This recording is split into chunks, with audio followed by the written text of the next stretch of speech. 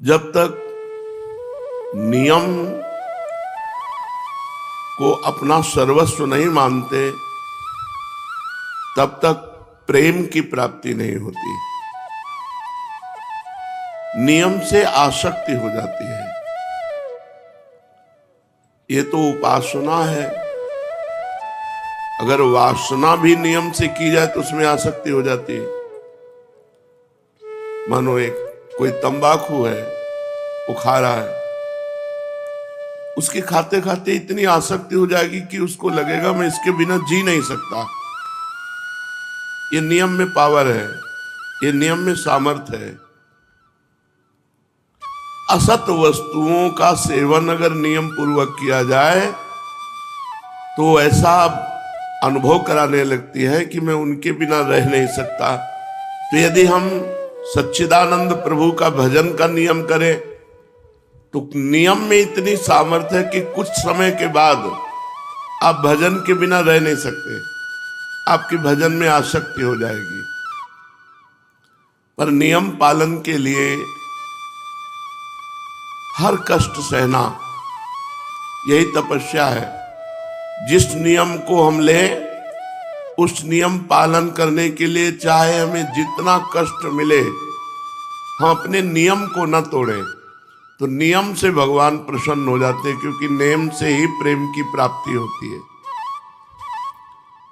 निंदन्तु नीति निपुणा यदिवा स्तुवन्तु लक्ष्मी समाविशतु गच्छतु वा यथेच्छम अद्यैव वा मरणमस्तु युगांतरे वा न्यायात् पथा प्रविचलन्ति पदम न धीरा। नियम पालन करने के लिए हमको इतना बलवान बनना पड़ेगा, चाहे लोग हमारी निंदा करें या हमारी स्तुति करें। लक्ष्मी सब नष्ट हो जाए, सारे सुख नष्ट हो जाए, अद्यैवा मरणमस्तु युगांतरे वा, अभी मर जाऊं या युगों में मरूं, इसकी कोई परवाह नहीं। पर मैं अपने सतमार्ग के नियम को नहीं तोड़ सकता। नियम बहुत बड़ी महिमा है। बलराम ब्रजवासी एक ब्रजवासी के नियम की बात बता रहे थे कि वो अपने गुरुजी का गुरुमंत्र 4 घंटे नियम पूर्वक जपते। तो जिस नियम में वो जप कर रहे थे उसी समय उनको सूचना मिली कि उनका पुत्र मथुरा और वृंदावन के बीच में एक्सीडेंट में मर गया है।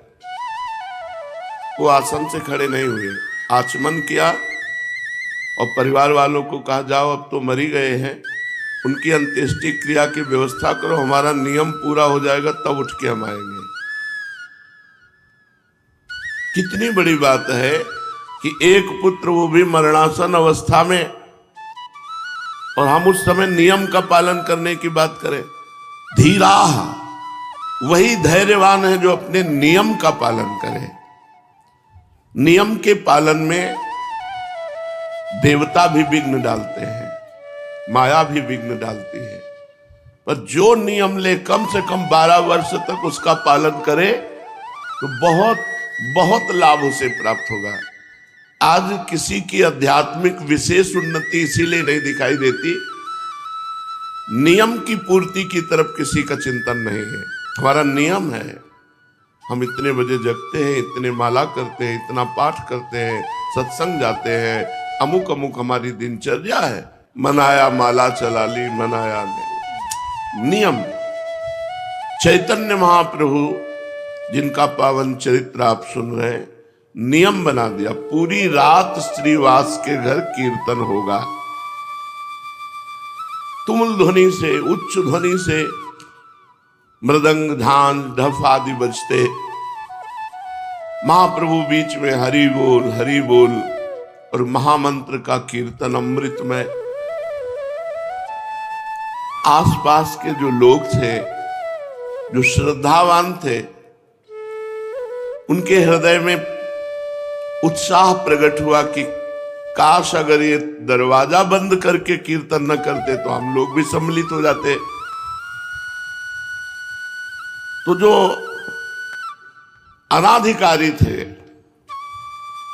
उनके भी हृदय में जलन हुई, किसी तरह कीर्तन बंद होना चाहिए। ये झांझ पीट पीट कर पूरी रात सोने नहीं देते। जो विषयी पुरुष होते हैं उनको भागवतिक पुरुषों से द्वेष होता है अपने आप। यद्यपि भागवतिक महापुरुषों के द्वारा उनका कभी अमंगल नहीं, तो द्वेष का कारण ही कोई उपस्थित नहीं हो सकता। भक्तों के जीवन में ऐसे कोई आचरण नहीं होते कि किसी व्यक्ति की जलन का कारण बने।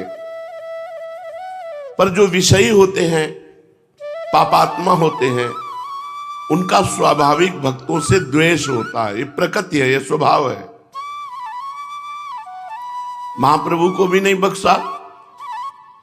जो आसपास के लोग द्वेष करने वाले थे, अनाधिकारी थे, उनके हृदय में भारी जलन पैदा हुई। किसी तरह कीर्तन बंद होना चाहिए। ये नहीं सोचा कि हम कीर्तन नहीं करते तो हमारा परम सौभाग्य ये तो है कि हमारे कानों में नाम कीर्तन पड़ रहा है भगवान का।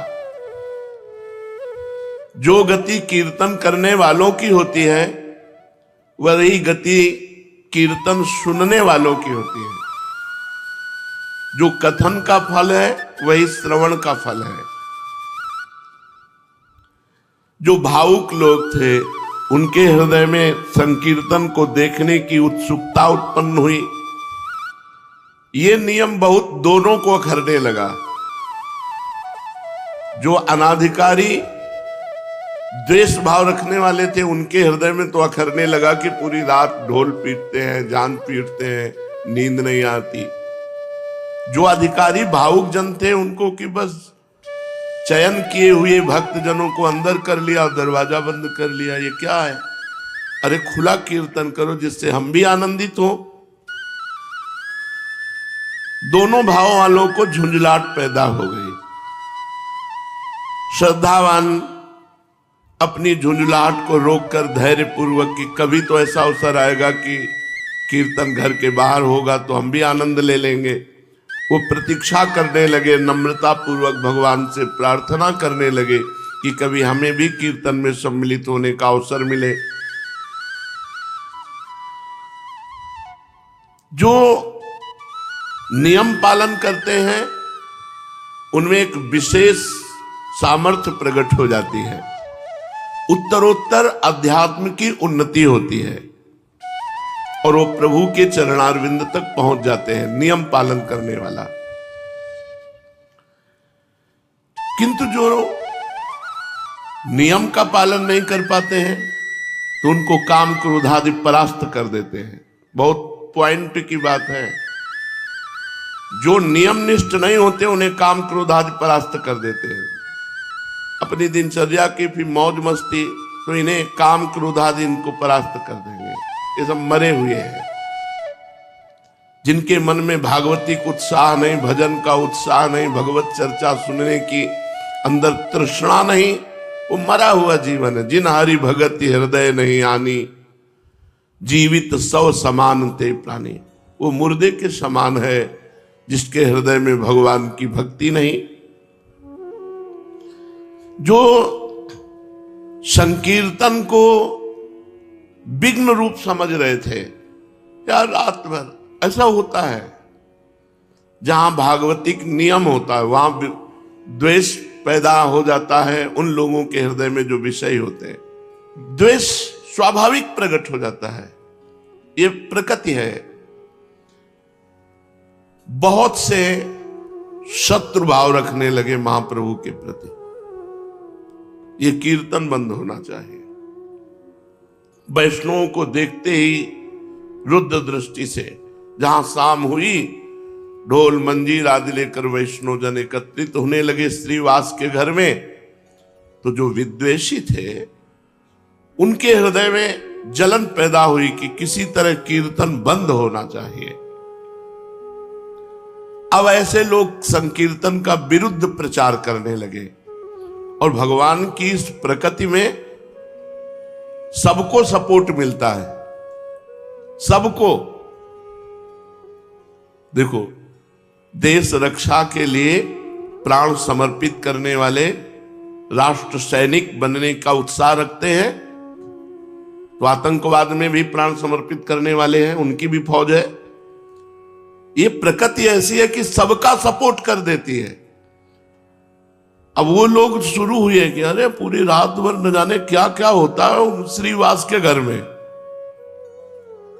शाम से भक्तजन ही अंदर जाते थे और वहां प्रचार प्रसार होने लगा, क्या क्या होता है। विरुद्ध प्रचार, संकीर्तन को बंद कराने के लिए बुरे बुरे भाव प्रकाशित किए गए। सब कुछ होता है वहां, बुरे बुरे भाव प्रकाशित हुए। नियम, प्राण चाहे चला जाए, तभी कहा अद्यैव वा मरणमस्तु युगांतरे वा, आज मरूं या हजारों वर्ष बाद मरूं, इसकी कोई परवाह नहीं, नियम नहीं टूटने वाला। अब वो बुरे बुरे प्रचार प्रसार करने लगे। जो दुष्ट स्वभाव के लोग होते हैं उनको दुष्टता करने में मजा आता है। दूसरे की बुराई करने वाले को अगला जन्म चमगादड़ का मिलता है, उल्टा टंगा रहता है। पर उनको बुराई करने में ऐसा लगता है जैसे राष्ट्रपति पद मिल रहा हो, चार लोग सुनने वाले हो और उनको बुराई करने का अवसर मिले तो इतने खुश होते हैं मानो नृपति बन गए हो। वो दुष्ट स्वभाव के लोग, कीर्तन बंद होना चाहिए। एक पार्टी तैयार हो गई दुष्टों की, बताया ना, सपोर्ट सबका प्रकृति कर देती है। अभी आप कोई विरुद्ध भाव प्रकाशित कीजिए तो आपको सैकड़ों मिल जाएंगे सपोर्ट करने वाले, और सद्भाव प्रकाशित करो तो उसके भी है। प्रकृति सबको सपोर्ट कर देती है। और ये पता नहीं कि भगवान के भक्तों का विरोध करने से उनकी भक्ति में और प्रकाश होता है और रंग आता है। दुष्टों को पता नहीं होता, दुष्टों को लगता है मैं विरोध करूंगा तो इनका अपयश होगा, इनकी हानि होगी। तो कई बार सत्संग में बताया है कि दुष्ट रूपी डंडा के ऊपर भक्त रूपी झंडा फहराता है। अगर मीरा जी के देवर ने प्रतिकूलता न प्रकट की होती तो मीरा जी की महान भक्ति का हम लोग अनुभव न कर पाते। अगर प्रहलाद जी के पिता हिरण्यकश्यप ने विरोध प्रकट न किया होता तो प्रहलाद जी की भक्ति का प्रकाश हम लोग नहीं समझ पाते। संकीर्तन के विरुद्ध प्रचार होने लगा, संकीर्तन बंद होना चाहिए, यहां बुरे बुरे काम होते हैं, ऐसा प्रचार होने लगा। कोई जड़मूल नहीं है, प्रचार शुरू। दुष्ट स्वभाव के नरकगामी अधोगति को प्राप्त होने वाले लोगों की पार्टी बन गई। ये अपने आचरण और भावों के द्वारा ही अपना सर्वनाश कर लेते हैं। भक्तों का विरोध करने का मतलब है पहाड़ में अपनी खोपड़ी फोड़ना। पहाड़ का कुछ नहीं बिगड़ता, तुम्हारा ही माथा चकनाचूर हो जाएगा। भक्त भगवान के भरोसे होता है। अरे जमाने जोर लगा ले, कितना जोर लगाएगा, भक्त और भगवान का झंडा कभी न झुकने पाएगा। क्या क्या नहीं किया हिरण्यकश्यप ने प्रहलाद जी पर कुछ उनकी भक्ति पे आंच आई क्या? विरोधियों के विरोध का और मंगल स्वरूप प्रकट हुआ। क्या मंगल स्वरूप? महाप्रभु को जोश आ गया। भक्तों को भयभीत देख करके महाप्रभु के हृदय में विश्वव्यापी संकीर्तन को फैलाने का, नहीं तो हो सकता था कि कई वर्षों चलता रहता दरवाजा बंद करके कीर्तन, लेकिन कीर्तन के विरोध ने कीर्तन को विश्वव्यापी बना दिया। दुष्ट पुरुषों के विरोध से महापुरुषों का बड़ा कार्य हो जाता है। ये दुष्ट जन जो है, विरोधी जन जो है, अभक्त जन जो है, उनके चरणों में प्रणाम है। ये भक्ति को, नियम निष्ठा को प्रकाशित करने वाले हैं। भक्तों को अगर किसी ने प्रकाशित किया तो भक्ति विरोधी आचरण वाले दुष्टों ने प्रकाशित किया। बलिहारी है उन दुष्टों की जिन्होंने ऐसे महान भक्तों को प्रकाशित कर दिया कि हम जान पाए कि इतनी क्षमता के महापुरुष है। भक्तजन और आनंदित होते हैं जब विरोध होता है। देखते हैं श्री जी क्या करते हैं, देखते हैं प्रभु क्या करते हैं। इनका कोई मंगलय विधान है और जब परिणाम निकल के आता है तो परम मंगल विधान। देखो यहां कीर्तन का विरोध, भारी विरोध शुरू हो गया। संकीर्तन विरोधियों ने संकीर्तन की पहले निंदा की, फिर रोकने का उपाय सब मिलकर सोचा कि क्या उपाय हो सकता है कीर्तन बंद हो जाए।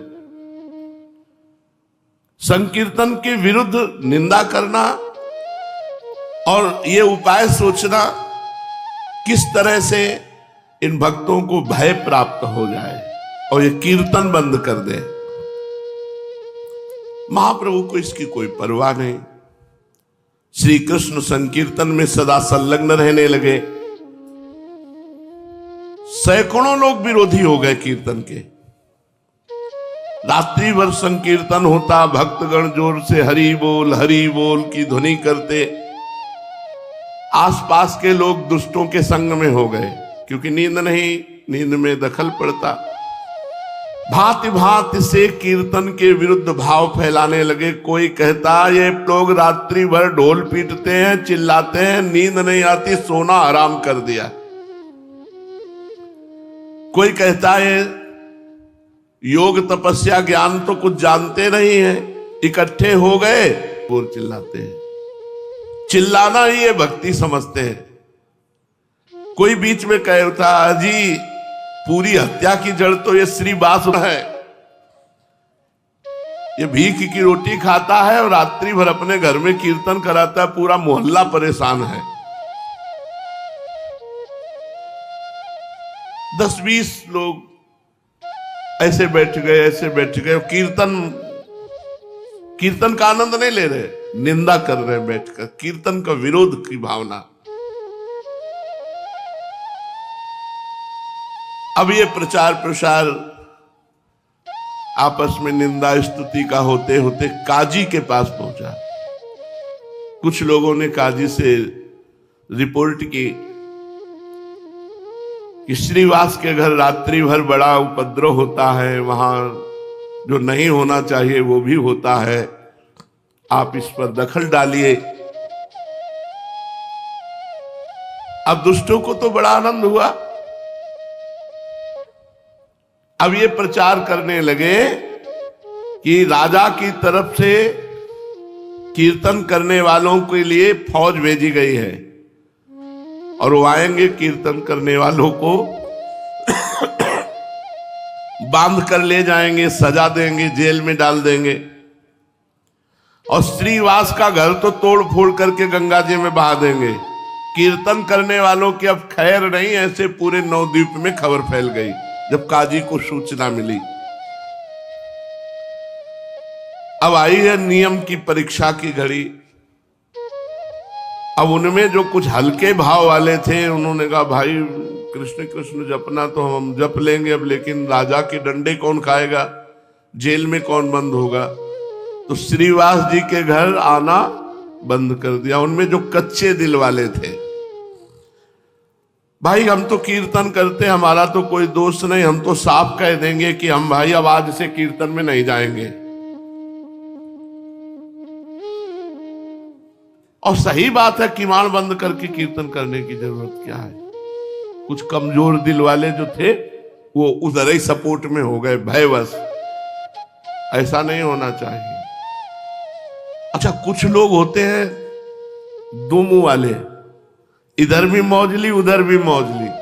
दुष्टों की तरफ दुष्टता का सहयोग कर दिया, साधु की तरफ साधुता का। अरे आप कीर्तन करो देखेंगे जो होगा। और बहुत अच्छा किया, रात भर कीर्तन करके जो है किसी को चैन नहीं लेने देते दोनों तरफ। तो ऐसे जो कुछ वो तो डर गए। कुछ लोगों ने कहा जब तक फौज ना आवे तब तक कीर्तन चालू रखो, फिर फौज आएगी तो देखा जाएगा। हिम्मती जो भक्तजन थे। कुछ ने कहा कि चलो काजी से जाके कहते हैं, कीर्तन में स्त्रियों को भी अंदर ले जाते हैं। मालूम पड़ता है ये लोग शास्त्र विरुद्ध आचरण करने वाले वाम मार्गी हैं। यहां तक ये लोग पता नहीं क्या सोच सकते हैं, कितना सोच सकते हैं विरोधी। और ये एक यहीं की बात नहीं कि